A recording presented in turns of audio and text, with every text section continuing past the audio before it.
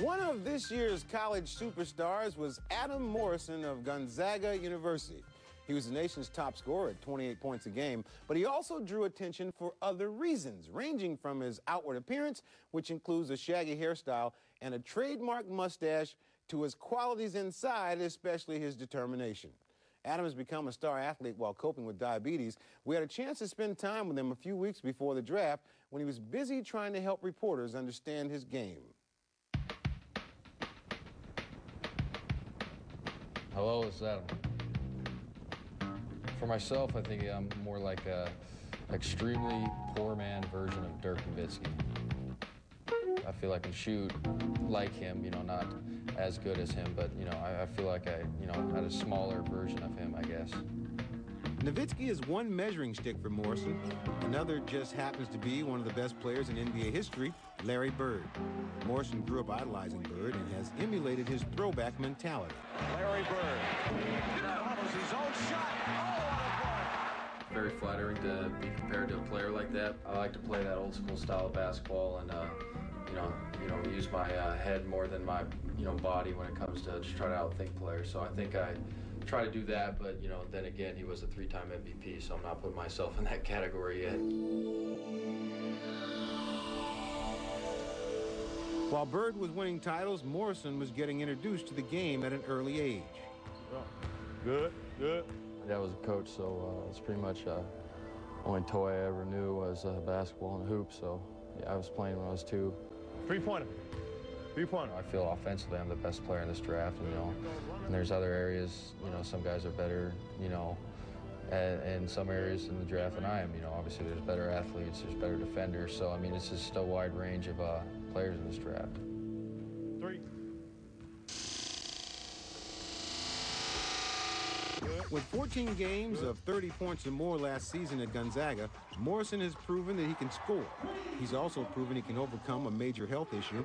Adam has type 1 diabetes, which requires him to check his insulin levels and inject himself 3 or 4 times a game on the bench.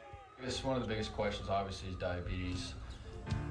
It's certainly an unusual situation when a player has to give himself injections of insulin during a game, which I guess he had to do at Gonzaga. But I don't know if that's going to have an impact. I mean, everything you hear is he's going to be a top pick. So obviously, I don't think we haven't heard anything like, well, because he's that diabetic, his stock is going to fall.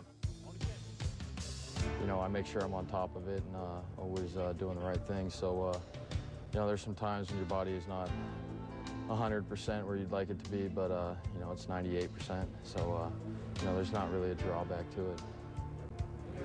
For 6 years, I haven't missed a game with the diabetes since I played, counting high school.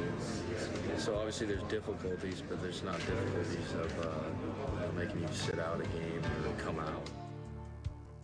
In recent months, Adam's endurance was put to the test like no other time in his life.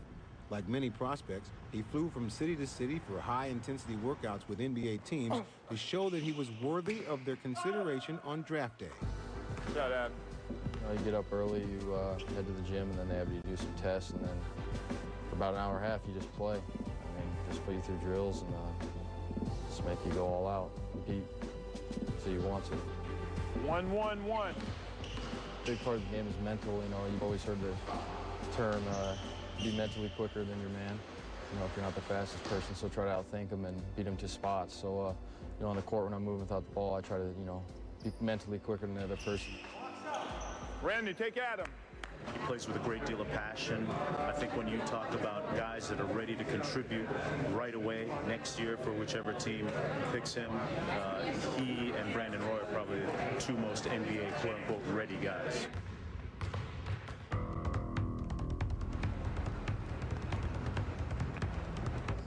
My name's Adam.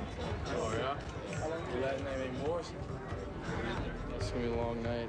Just worry about the next day, so might not get much sleep.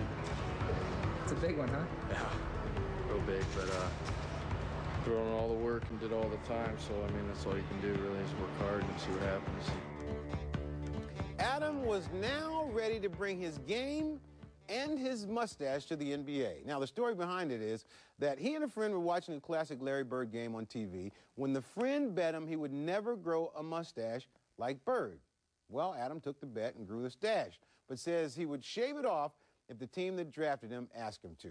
And maybe with that little shaky stash, they ought to ask him to. Anyway, we had exclusive access to Adam on draft night last Wednesday, and we'll have that later on. But up next, we look back at one of the best drafts in NBA. When draft day arrived, the waiting was finally over. For Toronto's Brian Colangelo, all the preparation, the evaluation, the speculation would come to an end. Now it's time to tell the world what he and the Raptors plan to do with the #1 pick.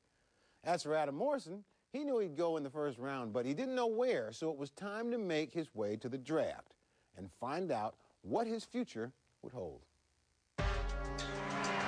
Good evening, ladies and gentlemen, and welcome to the NBA Draft at the Theater at Madison Square Garden in New York City.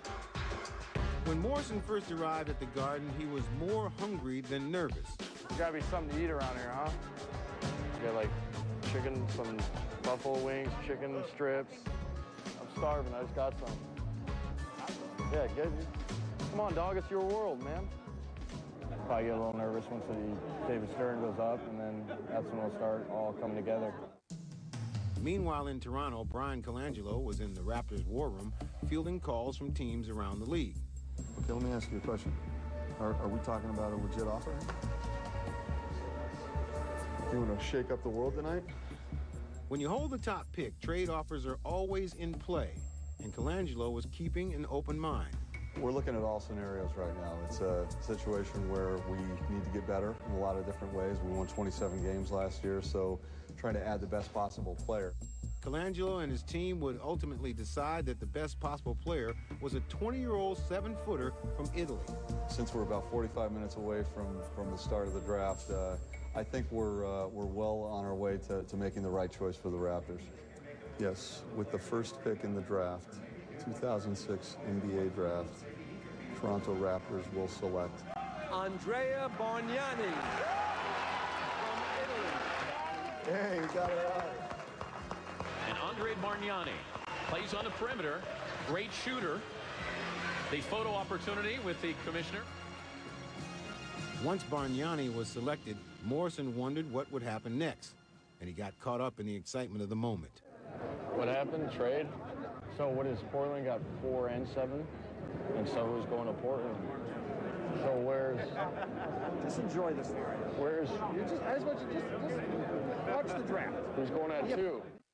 Adam quickly got the answer to his question when University of Texas big man LaMarcus Aldridge was picked 2nd overall.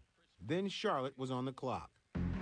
With the 3rd pick in the 2006 NBA Draft, the Charlotte Bobcats select Adam Morrison from Gonzaga University.